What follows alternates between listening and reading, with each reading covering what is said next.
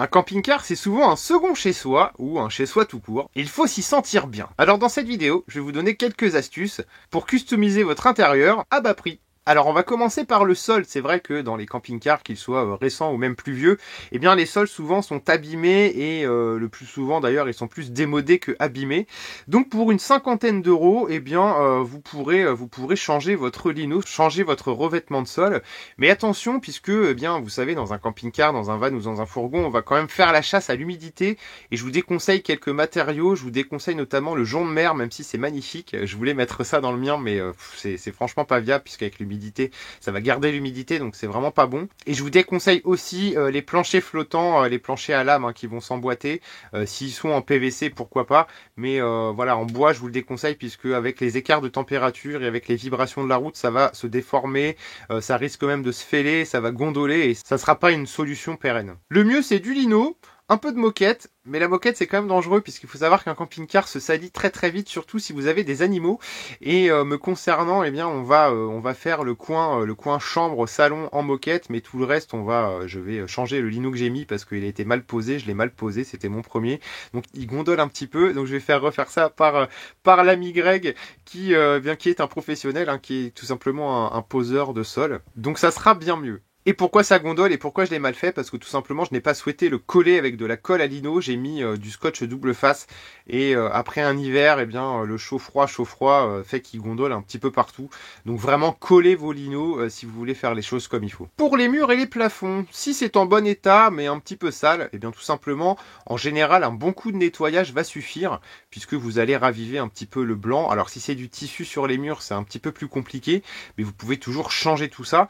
Et surtout, il y a une solution extraordinaire qui existe, eh bien c'est les vinyles autocollants. J'ai acheté récemment un vinyle autocollant de 10 mètres sur 45 cm pour la modique somme de 15 euros. Donc on va dire que pour une vingtaine d'euros, eh bien j'ai rhabillé un petit peu quelques murs, j'ai redécoré quelques étagères et ça m'a pas coûté grand chose et ça apporte vraiment un bon cachet. Et il y a différentes textures, différents motifs, différentes couleurs, on peut vraiment faire comme on veut.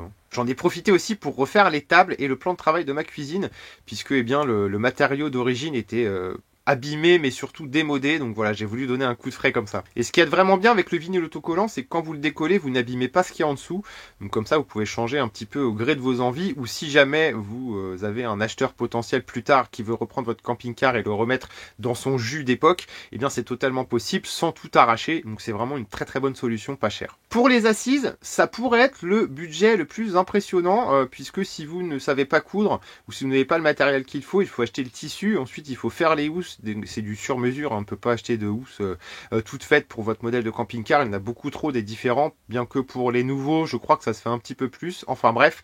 Donc si vous voulez refaire ça en France, il y en a pour 1500 euros au bas mot, voire 2000 euros. Si vous allez au Maroc, il vous en coûtera 200 à 300 euros pour tout l'ensemble des selleries de votre camping-car. Pour ma part, j'ai tout simplement choisi la solution des plaids. Alors ok, c'est pas hyper bien ajusté, mais ça fait l'affaire. Ça donne vraiment un coup de frais et on change vraiment énormément l'intérieur avec une solution à bas coût, puisqu'un plaid va coûter entre 8 et 10 euros et il n'en faut pas 50. Personnellement, j'en ai acheté 5 et c'est largement suffisant. J'ai aussi acheté quelques coussins pour relever un petit peu le ton dans le salon arrière. Pareil, à 5 ou 6 euros le coussin, il n'y en a pas pour très cher et ça améliore vraiment la déco. Pour vos sièges sur le poste de conduite, regardez dans quel état sont les sièges dessous. Moi j'ai eu l'agréable surprise de voir que les sièges étaient en état neuf. Bon après mon camping-car n'a pas non plus 300 000 km, mais voilà, les housses étaient très très décolorées, un petit peu limées, un petit peu usées et surtout encore une fois très démodées. Donc j'ai regardé dessous, les sièges étaient neufs, j'ai enlevé tout simplement les housses et je me retrouve avec deux sièges de Fiat Ducato qui sont jolis, qui sont pas démodés et qui sont tout neufs. Donc c'est parfait. On passe du côté des rideaux. Alors c'est pareil, c'est comme les selleries, ça peut être un gros budget, sauf si vous savez le faire vous-même. Moi j'ai recyclé les rideaux qu'il y avait à l'avant du poste de conduite et surtout dans la capucine. Voilà, je les ai accrochés ailleurs. Ils n'étaient pas démodés, ils étaient en bon état. Mais si vraiment vous souhaitez changer tous les rideaux, eh bien il va falloir acheter le nécessaire et les coudre. C'est pas bien compliqué, mais il faut savoir le faire, changer des crochets cassés, etc., etc. Mais c'est vrai que les rideaux apportent vraiment un côté chaleureux. C'est un côté déco vraiment sympa, mais aussi et c'est là en fait où toute l'utilité d'avoir des rideaux est là. Eh bien c'est que ça va vous isoler et du froid et du chaud, puisque quand il fait très froid, ça garde mieux la chaleur, et quand il fait très chaud, ça garde aussi mieux la fraîcheur. Donc je conseille vraiment vraiment l'installation de rideaux pour tout le côté à la fois esthétique et pratique. La salle de bain, c'est un tout petit espace. Franchement, j'ai pas fait grand chose à l'intérieur. Les meubles étaient déjà propres, les murs étaient aussi propres, le sol aussi. J'ai juste acheté 2 tapis, histoire d'avoir une sortie de douche correcte. Et j'ai acheté des crochets pour pendre ma serviette quand elle est mouillée. Et c'est tout, ça fait l'affaire. Donc en général, dans les salles de bain, il n'y a pas énormément de choses à faire. En termes de déco, on est assez limité. Ou alors après, c'est des gros travaux et là, c'est plus le même prix. En décoration diverse, j'en ai eu à peu près pour 100 €. Et pour accrocher des choses sur les murs et sur les meubles, c'est quand même assez compliqué dans un camping-car. Alors je suis en train de tester diverses solutions. J'ai testé les crochets autocollants, soi-disant qui pouvaient soutenir une casserole. Ça n'a pas fait long feu avec un truc qui me fait même pas 1 kg. Donc là, j'ai cicaté les crochets tout simplement au cas où, toujours pour la même raison, je ne souhaite pas faire de trous ni dans les murs ni dans les meubles de mon camping-car en cas où je souhaiterais en fait changer de déco et je veux pas me retrouver avec des gros trous et abîmer en fait les revêtements.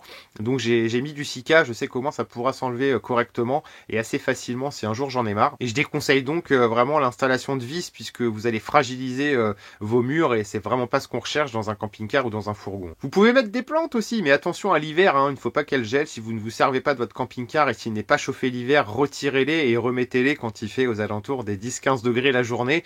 Et voilà, ça apporte encore une fois un côté chaleureux et ça amène de la vie.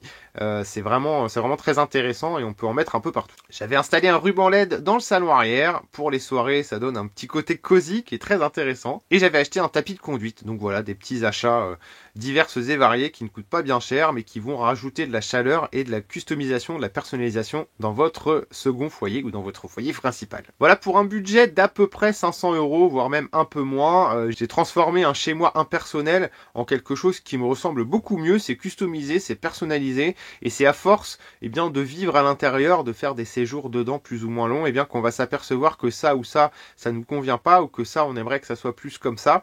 Donc mon conseil, c'est de ne pas vous précipiter, n'achetez pas tout d'un coup, attendez vraiment d'être dedans, de faire diverses sorties en été, en hiver, à l'automne, au printemps, et vous allez vraiment voir vos besoins en fait et ce qui vous manque ou ce qui vous manquerait pour améliorer la décoration et pour pouvoir vous sentir vraiment chez vous dans votre camping-car, dans votre van ou dans votre fourgon aménagé. Un aspect qui peut être intéressant aussi, c'est de renouveler quelques décos, qu'on soit en été ou en hiver.